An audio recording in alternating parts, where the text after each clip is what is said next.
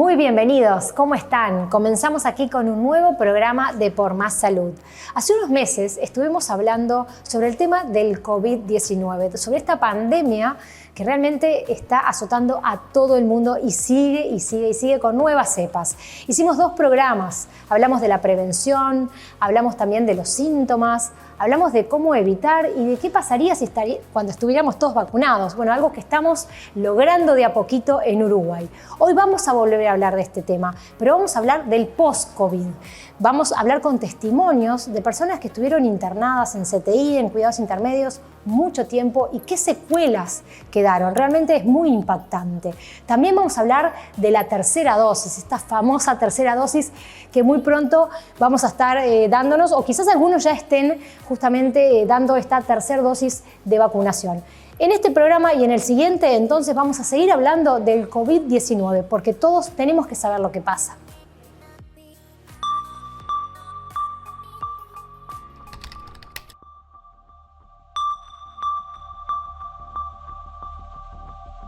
Post-COVID, que es un término que hoy decimos, pero también tiene otros nombres, el long COVID, la neumonitis post-COVID persistente, las secuelas, ¿verdad? Entonces nos encontramos con un marco de definiciones y en un contexto de qué marco temporal y por severidad podemos nosotros abarcar este espectro de síntomas y de manifestaciones clínicas y síntomas que presenta el paciente, que se lo aducimos o se lo cargamos a que es el post-COVID, que es el posterior a la enfermedad aguda. Si tengo uno o más síntomas, cuando el pausisintomático o que no tuvo síntomas, ese generalmente no va a tener una complicación y se va a recuperar al íntegro, va a reintegrarse a sus actividades precozmente, va a empezar su vida normalmente y va a quedar común que no pasó nada y fue una infección viral como tantas, ¿no?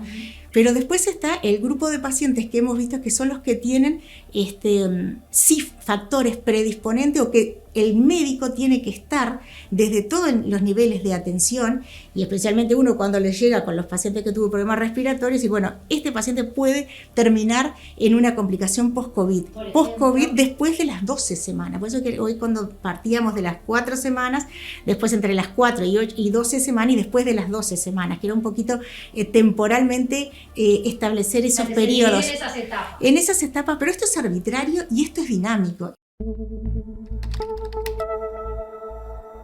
Yo tengo un trabajo que estoy en contacto directo a diario con gente. Se ve que en algún momento o fallamos nosotros en el protocolo, yo me voy semi-inconsciente de acá. Hay cosas que no recuerdo cuando a mí me sacan de la habitación.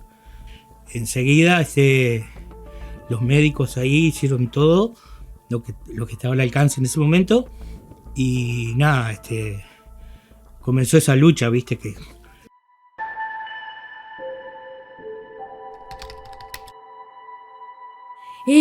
no podía respirar. No tenía fiebre, no tenía dolor de cabeza, solo era dolor de pecho. Entonces llegó un día que no aguanté más. Fui al médico, me hicieron las placas en emergencia y me dijo, tenés neumonía, tenés un pulmón y medio tomado. Internada, estuve en el CTI, estuve 24 días con coma inducido, después estuve en sala 2 semanas, no me acuerdo de nada. Los pacientes que ingresan, el 80% del que ingresa, ya sea moderado o severo, y va a ingresar por una neumonitis por COVID, ¿tá? O sea, una neumonía por un virus, en este caso identificado el virus. ¿Ese es el ingreso realmente? Generalmente a la hospitalización, el 80% pasa por eso. Nunca fumé, nunca tomé, no, o sea, dentro de todo prolijo, ¿no? O sea, jamás fumé yo. Yo no tenía nada, nunca caí en un hospital internada, y eso que tengo 43 años, nunca había tenido nada y era sana. Pero sí tenía un temita que era el sobrepeso. ¿tá? Yo entré al sanatorio pesando Cuando me llevaron, pesaba 126 kilos. Tenía un sobrepeso importante. Ahí ya cuando yo me desperté, ahí ya estaba trabajando en fisioterapia conmigo. Porque yo no me acuerdo, pero ella iba a hacerme masajes, me hablaba, me contaban después, ¿no? Para que yo empezara a moverme. Porque el cuerpo queda completamente duro después que está dormido 20 y pico de días, ¿no? Me contabas que bajaste. Bajé 24 kilos más o menos. Yo en 20 días perdí 26 kilos. No solamente la parte de la obesidad, sino que también la parte muscular. Pasa que en CTI, cuando están mucho acostados, mucho en reposo, lo primero que pierde el organismo, muchas funciones empiezan como a venir abajo, pero lo que es la masa muscular, todo eso es lo primero que pierde el cuerpo. Entonces la rigidez de estar en cama, el no moverte, todo eso lleva a un deterioro del cuerpo, que ahí lo vemos en lo que sería la parte musculoesquelética. Y después lo que es el virus, cómo afecta a la parte respiratoria. Cuando me desperté y eso, mira, yo no tragaba, no hablaba, no me podía mover. ¿Te noto la voz? Sí, no sé si es tu voz o no, esta no es mi voz recién está volviendo, fíjate que hace 1 mes y medio, y ahora vos me entendés cuando hablo, pero antes no me salían palabras. Entonces el médico me dijo, ten paciencia que la voz te va a volver, pero de a poco. Y tuve que aprender a tragar, porque no sabía era como una bebé, no sabía ni tragar tampoco. Y hasta que no aprendes a tragar, no te pueden dar el alta, ¿no? No te pueden mandar a tu casa si vos no comés. Lo que nosotros hacemos en forma cotidiana, que para nosotros nos parece una cosa tan sencilla y tan de todos los días, como cepillarte los dientes, bañarte, yo qué sé, estás durmiendo, te sentás en la cama y para levantarte, vestirte, todo eso a mí me cuesta el doble. Entonces yo tengo que ir tomando mis tiempos. Yo me tengo que reponer en la cama, tranquilo, respirar, recuperarme. Después que yo siento que el cuerpo se habituó a la posición de estar horizontal para estar sentado, recién ahí comienzo a vestirme, despacio. La mayoría sí evoluciona satisfactoriamente, pero hay que estar atentos a proporcionarles un plan de rehabilitación. La rehabilitación de ejercicio, lo que es la parte nutricional también, porque son pacientes que pierden masas musculares, pacientes que quedan con sarcopenia, pacientes que están en un estado que como no se círculos viciosos, que no caminan porque sienten falta de aire, entonces todo eso lleva a desacondicionamiento físico. Me canso porque no me muevo, pero va todo, es un círculo que hay que romperlo de a poco, ¿no? También es un paciente que no se anima a moverse. O sea, le dices, tienes que salir de la cama, tienes que ir a lavarte los dientes, no quiero, me da miedo, o sea, la falta de aire les recuerda todo lo que vivieron, porque son pacientes que cuando ingresan a CTI o al intermedio porque vivían la falta de aire.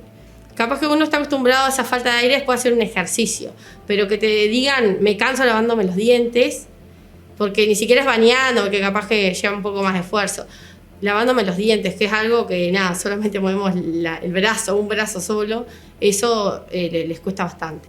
Todo me cansaba, hasta caminar me cansaba. En un mes ningún paciente se recupera para volver a tener su vida. A veces les cuesta 2 semanas salir de la cama sin cansarse, pararse y, o sea, cuando estamos mucho acostados perdemos también lo que sería el equilibrio.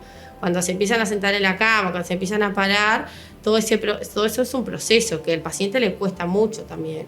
Como las manifestaciones a veces son multisistémicas, ¿no? Como hemos visto, no solo el paciente tiene la dificultad para respirar y los síntomas de tos, dificultad, lo que uno ve en la esfera neumológica, digamos, que es como en la punta del iceberg. También hay otros síntomas, la anosmia, la pérdida del gusto, la pérdida del olfato, las cefaleas, los problemas cardíacos. Pueden quedar secuelas, hay pacientes que hasta han tenido problemas cardiológicos dentro de la internación, que eso lo sumamos a lo que es la rehabilitación, porque ya no es lo mismo un paciente que venía relativamente sano sacando el tema COVID, a un paciente que tuvo un infarto, por ejemplo, que ha pasado con el COVID.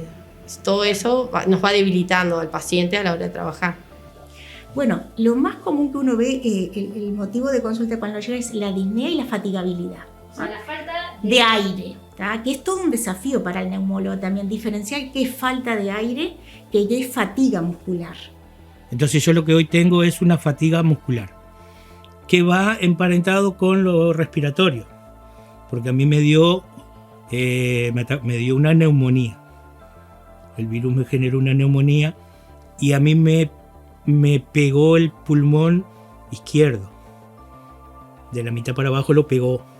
Entonces costó despegarlo y costó que volviera el pulmón a trabajar. Y se ven esos pacientes que fueron ingresados con neumonías moderadas, neumonías graves, que requirieron oxígeno, que requirieron corticoides, que requirieron tratamientos de LOAF o ventilación asistida, ¿verdad? Esos pacientes son los que después tienen que ver las imágenes como quedaron, porque uno puede quedar con secuelas y hablar, sí, de lo clínicamente, cómo lo manifiesta, y también objetivado después con la radiografía, la tomografía, los estudios funcionales. En la nariz me quedaron marcas de cuando salí ese CTI, tenía esta marca, ¿viste?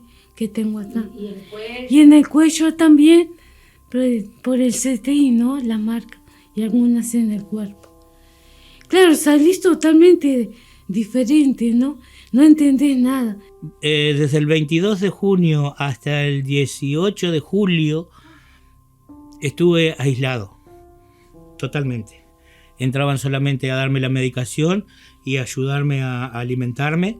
Hubo días que ni me alimentaba porque no... ¿Estabas consciente? En todo momento estuve. Yo después que entré a UCI, yo estaba consciente, siempre estuve consciente. Nunca perdí el eje. El tema es el aislamiento. Hubo un momento que lo psicológico es tremendo.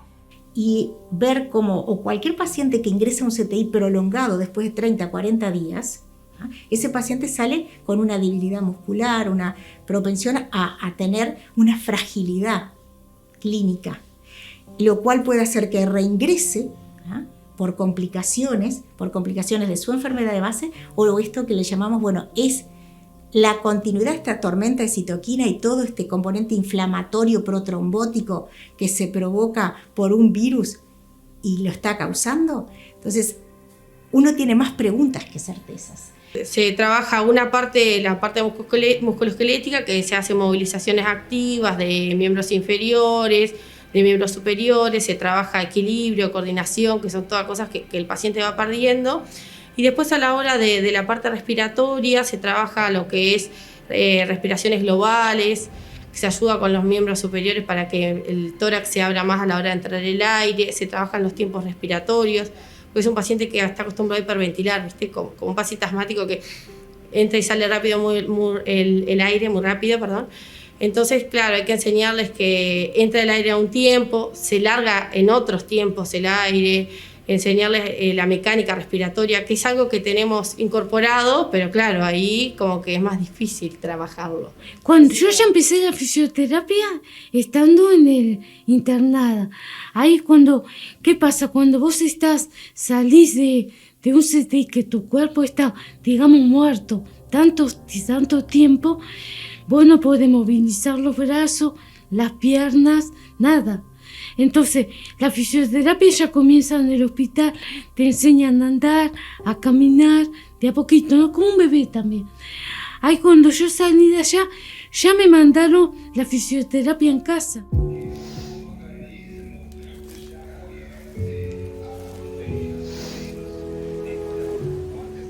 Por lo general, con fisioterapia en domicilio están 1 o 2 meses, depende de la gravedad, y después se pasan a lo que sería fisioterapia ambulatoria o en policlínica, que ahí se le puede exigir un poco más, se puede trabajar otro tipo de exigencias, se puede poner bicicleta, caminadores, un poco de resistencia con pesas, con banda elástica, para preparar más al paciente. Capaz que con Y depende del caso, pero con 4 meses y depende del trabajo, la persona pueda volver a su vida anterior. Ya empezó a venir, en mi caso viene una muchacha 2 veces a la semana y me ayudó muchísimo. Hacemos ejercicios con los brazos. Al principio lo haces acostada, porque claro, parada no se puede mucho. Lo haces en la cama acostada, los brazos, las piernas. Después que pasan unas cuantas semanas, ya lo puedes hacer sentada. Entonces y es de a poquito, pero ves resultados. Se ven los resultados. Claro, más allá de las 2 veces. Yo hago, porque como yo aprendí a hacerlo, yo ya los hacía sola.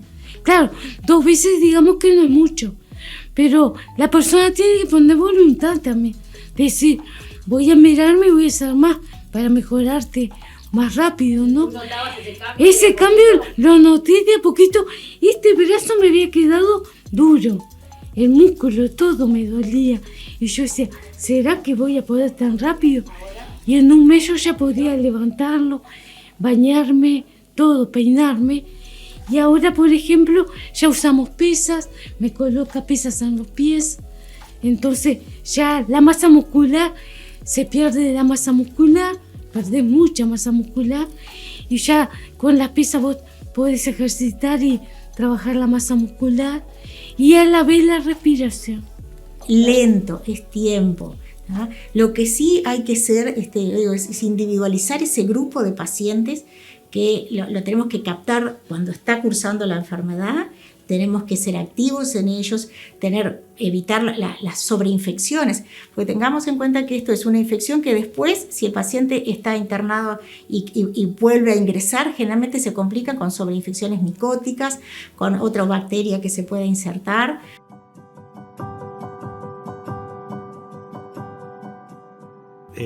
Gracias a Dios podemos estar sentados acá conversando con ustedes y dando este testimonio. Sabemos lo que pasamos y sabemos, también lo sé, de familiares que no pudieron lamentablemente pasar el momento y es durísimo. De la sala que yo estuve, lamentablemente fallecieron todas las personas en el mes que yo estuve. Pero en la magnitud de las cosas depende de la persona, porque para una persona algo también psicoemocional y la vivencia puede ser muy traumática. El miedo, el pánico, el estrés de haber vivido en un CTI, de haber pasado todo eso, también genera un cambio y necesitamos mucho el apoyo de salud mental. Y eso también nos está pasando, que lo estamos viendo, la angustia, ¿no? Cuando fallece mi yerno yo estaba internado, entonces yo tuve un bajón emocional muy grande. Y ahí fue donde corrí riesgos de que me entubaran, me indujeran el coma y me entubaran. Yo le pedí por favor, porque yo estaba consciente, le pedí por favor al médico que no. Y ese día comencé a ordenar mi cabeza y comencé o por lo menos pasito a pasito, y hoy estoy acá. Ya te digo, cuesta mucho. Y va a costar. Pero yo lo que le diría a las personas que tomen conciencia. A veces vemos que eso está muy lejos de nosotros. No, a mí no me va a tocar.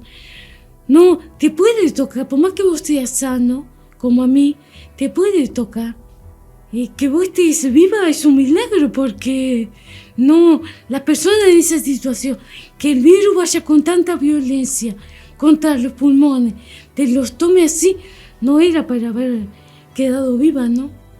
A todo el personal del asistencial, porque de verdad que ellos hicieron conmigo, en lo personal,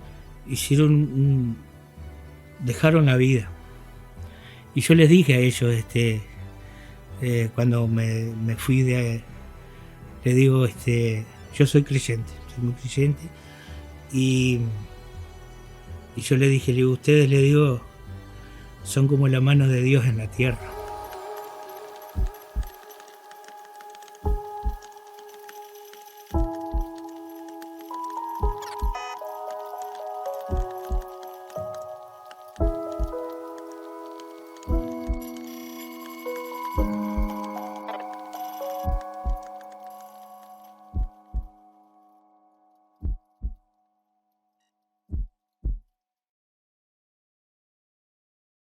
En febrero del 2021 se lanzó una campaña para difundir y solicitar colaboración para ayudar a Lulú con su tratamiento oncológico. Hoy, Lulú ya no nos acompaña, pero aún hay deudas que pagar de las últimas operaciones y tratamientos realizados en Brasil. Agradecemos toda colaboración que se pueda brindar a los números de cuenta que se encuentran en pantalla.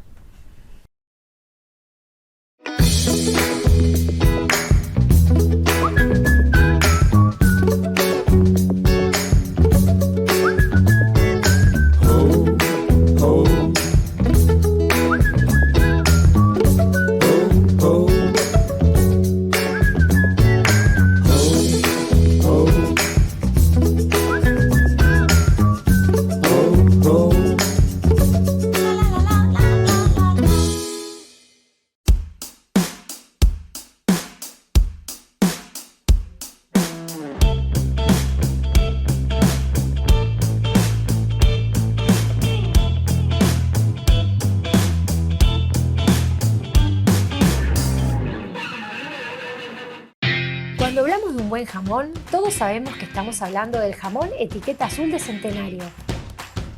¿Por qué? Porque además de ser riquísimo, no solo tiene el 0% grasa, sino que también es sin gluten, sin lácteos, sin transgénicos y sin huevo.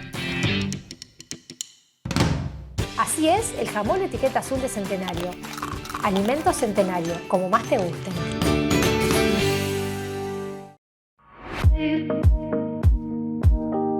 Cuando uno busca información de alopecia, dice si se te caen más de 100 pelos es alopecia. ¿Tá? Bueno, lo primero que hay que hacer es diferenciar caída de pelo de alopecia. Sí, van muy juntas. Pero no todas son alopecias, no toda caída de pelo es alopecia. ¿Tá? Un ejemplo claro es el efluvio telógeno. El efluvio telógeno no es una alopecia, pero es caída de pelo. El COVID hoy en día está causando casi el 80% de los efluvios telógenos. ¿Tá? El efluvio telógeno es una caída de pelo que es abundante, se caracteriza porque la persona dice junto bolsas de pelo. O sea, he tenido una paciente que me dice, si yo te junto bolsas de pelo diarias. Pero vos mirás a la persona y con un estudio del cuero cabelludo, que puede ser mediante una tricoscopía o una dermatoscopía, no se detecta daño del folículo piloso. O sea, la raíz del pelo está sana, pero hay algún factor que hace que este pelo se caiga. ¿Tá? A eso, en términos generales y fácil, se le llama efluvio telógeno. ¿Cuál es lo positivo del efluvio telógeno? Se cae mucho pelo, pero mucho pelo crece, porque el folículo está intacto. ¿Qué sucede? Con el COVID aumenta la temperatura en el cuerpo, uno tiene fiebre. Se enfrenta el estrés del cuerpo de enfrentar un microorganismo, un estrés, digamos, biológico. El organismo tiene que crear defensas para actuar sobre ese virus que nos está atacando. El aumento de la temperatura, con el aumento del sistema inmune y el estrés emocional, ¿no?, que causa tener una enfermedad, producen un aumento de citoquinas, que son como moléculas inflamatorias que producen una inflamación en todo el cuerpo y entre ellos en el pelo, produciendo un deterioro de la zona de implantación, digamos de esta forma como más simple, produciendo una caída importante del pelo. ¿Qué es lo importante? Bueno, detectar si es COVID o no y asociarle tratamiento para mejorar este estado inflamatorio que tiene el paciente, para evitar que ese efluvio telógeno se continúe pudiendo atravesar más de 4 o 6 meses. Lo ideal es que este efluvio de forma, digamos, como más sana se limite a 3-4 meses, no más que 6. Si el folículo está intacto, estamos frente a otra situación. Cuando el folículo está dañado, se requiere de más tratamiento o más intensivo o de otra manera para recuperar ese folículo. El folículo se recupera cuando está dañado, que eso es algo positivo. El tema es que hay que saber cómo recuperarlo. No es lo mismo, por ejemplo, una alopecia androgenética que una alopecia fibrosante, que el folículo está dañado y el folículo no lo voy a poder revertir. ¿Tá? Entonces, por eso también determinar qué tipo de alopecia es. Como por ejemplo, hay muchas veces que uno dice, bueno, es una alopecia difusa, está perdiendo mucho pelo de forma difusa. Se puede revertir. Y puede ser que sea un factor hasta emocional, en el cual el paciente solo requiere un tratamiento psicológico y revierta. A mí me ha pasado que pila de pacientes vienen y me dicen, ay, porque me dijeron que era estrés, que era estrés, que era estrés. Sí, yo estoy estresada, pero algo más tiene que haber, y es real. Hay que no limitarse a decir, bueno, es estrés, bueno, sí, póngase estas 3 cosas. Porque, o sea, realmente hoy en día todos creo que tenemos alguna situación estresante en nuestra vida o nos enfrentamos a situaciones que no son tan fáciles así de solucionar. Entonces, buscar un poquito más si no hay algo más atrás de ese estrés. Se pueden sumar, por supuesto. Yo puedo tener un factor genético, te puedo tener una afectación hormonal y además tener un estrés. Entonces, la importancia de al paciente con alopecia o con caída de pelo se debe estudiar de forma integral, en todos sus pilares. Una vez descartada todas las causas, sabiendo que la dosificación hormonal es normal, que no hay ningún factor en la tiroides, que no hay ninguna afectación en lo que tiene que ver la sangre, una vez que uno se queda tranquilo de eso y que el paciente es bien estudiado, ahí bueno, hablemos del estrés o hablemos de otra causa que pueda estar causándolo, ¿no? Entonces, es la importancia de eso también, de no voy y me mandan cualquier tratamiento y no me estudian, o hago el tratamiento que me pareció que estaba bueno. No, la importancia de estudiar y ver cuál es la causa para que el médico, el dermatólogo específicamente, ajuste el tratamiento ideal para cada persona.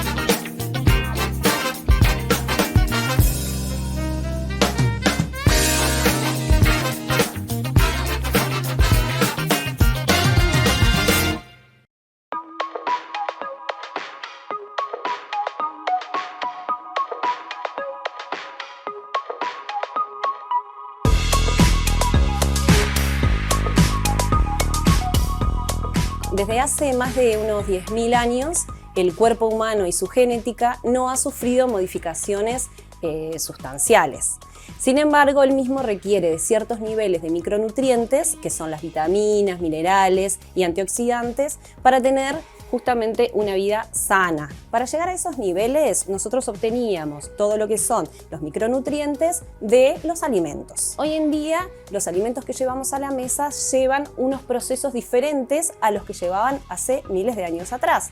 Los nutrientes que nosotros sustraemos de la tierra no son los mismos. Es por eso que esos niveles que el organismo requiere para un sistema inmune fuerte tienen que ser obtenidos del exterior a través de la suplementación. La suplementación debemos de saber que no sustituye una dieta equilibrada, pero sí la acompaña. Es por eso que Rinke Pharma nos ofrece dos líneas líderes en suplementación: Natural Life y Ana María de la Justicia. ¿Quién es Ana María de la Justicia? Bien, además de ser el nombre, la imagen también es de la creadora. Ana María de la Justicia, sin ir más lejos, hace un par de semanas cumplió 97 años. Es influencer, youtuber. ¿Cómo crea su línea Ana María? A través de una afección de artrosis en su columna. Empieza a investigar, es bioquímica española, comienza a investigar las propiedades del magnesio y descubre que tiene más de 300, influye en más de 300 funciones del cuerpo. Es por eso que comienza a suplementarse con el magnesio y descubre una cantidad de sus beneficios. Uno de ellos son el fortalecimiento de los huesos, la contracción muscular, los dientes. Bueno, sirve para un montón de cosas y sobre todo cuando estamos con fatiga, cansancio, debemos recurrir al magnesio. También nos ofrece su línea de colágenos. Los colágenos de Ana María vienen acompañados de magnesio también. para tener justamente el complemento. El colágeno es la proteína que más abunda en el cuerpo humano. ¿Qué pasa a la hora de elegir un colágeno? Nos preguntamos, ¿qué colágeno tomamos? En Plus hay más de 20 tipos de colágeno. Los colágenos son de dos tipos los que más se comercializan, el tipo 1 y el tipo 2. Entonces, el colágeno tipo 1 hidrolizado lo vamos a elegir cuando vamos a hablar de lo que es la parte de piel, uñas y cabello, sobre todo. Después el colágeno tipo 2 es el colágeno no hidrolizado, que es un colágeno no desnaturalizado, que es la molécula en su forma madre. ¿Qué significa? Que este colágeno es el que construye los cartílagos. Por lo tanto, el colágeno tipo 2 no hidrolizado es el que vamos a utilizar cuando nos enfocamos en afecciones de articulaciones. También tenemos una diferenciación. El colágeno tipo 2 viene de dos tipos a la plaza. Uno de ellos se extrae de las aves, de pollo. Y tenemos un único en Uruguay que se llama cobadenil, el único colágeno tipo 2 de plaza de origen bovino. ¿Qué significa esto? Significa que este colágeno se obtiene de un mamífero, por lo tanto su cadena proteica es la más similar a la del cuerpo humano. Nosotros debemos de consumir un colágeno que vaya de la mano con nuestra evolución. Entonces el mamífero se asemeja más al ser humano y es por eso que este colágeno único en Uruguay, cobadenil, es el que tiene un 90% de compatibilidad con el cuerpo humano. ¿Qué hace? Hace que la articulación se regenere un poco más, hace que no se inflame, por lo tanto no genera dolor y nos evita también la toma de los calmantes. En época de pandemia, que estamos todos muy estresados, nerviosos, que hemos estado muy expectantes de situaciones. Bueno, estos cuadros nos llevan a ansiedades, estrés, irritabilidad. Es por eso que Ana María La Justicia nos presenta triptófano. El triptófano es un aminoácido esencial, significa que el cuerpo no lo produce. Es por eso que lo debemos de obtener o de alimentos o de una suplementación. ¿Qué hace el triptófano? El triptófano lo que hace es ayudar al neurotransmisor serotonina a liberar y también a la glándula pineal a liberar melatonina. ¿Qué significa? Que la serotonina nos va a graduar los estados de humor, los estados anímicos, la ansiedad, el nerviosismo, la irritabilidad. Eso nos gradúa el estado del humor y la melatonina nos va a graduar los ciclos del sueño, de vigilia. Entonces, teniendo un buen descanso y una graduación en la ansiedad, vamos a poder tener una vida saludable. Estamos en las web, todas las farmacias del Uruguay cuentan con nuestros productos, tanto Natural Life como Ana María La Justicia y el cobadenil. Durante el mes de agosto, un 20% de descuento en productos de la línea de Ana María La Justicia en Farmacia Ibiza y Farmacia Ibiza Hospital.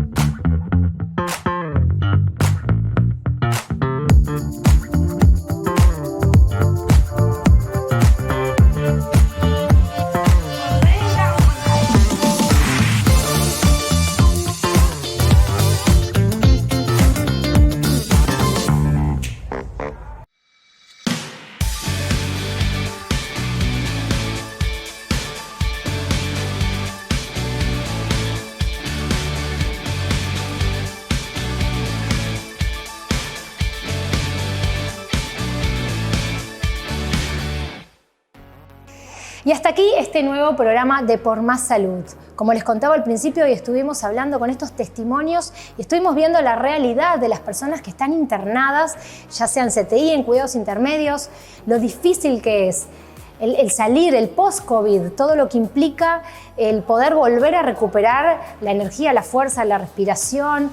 Realmente es algo muy importante poder prevenir, de eso se trata, poder evitar que el virus ingrese a nuestro organismo como con las medidas que ya sabemos, el tapabocas, el alcohol en gel, el distanciamiento, el protegernos, porque no se sabe cómo nos va a tocar. En el próximo programa vamos a seguir hablando del COVID-19, pero vamos a hablar de la vacunación, vamos a hablar de la tercera dosis. Hay gente que no está muy convencida, que no sabe de qué se trata, esta mezcla de vacunas, Sinovac, Pfizer. Bueno, de todo esto los profesionales nos van a explicar al detalle de qué es lo mejor y por qué sí necesitamos esta tercera dosis. Los esperamos entonces dentro de 7 días aquí para disfrutar otro programa de Por Más Salud. Por Más Salud fue una presentación de Asistencial Médica. Mereces calidad asistencial. Laboratorio BioEste y BioRx, Imagenología Oral 2D y 3D. Junta Departamental de Maldonado. Y Odontotal, en Maldonado, 3 de febrero 772 y en San Carlos, 18 de julio 920.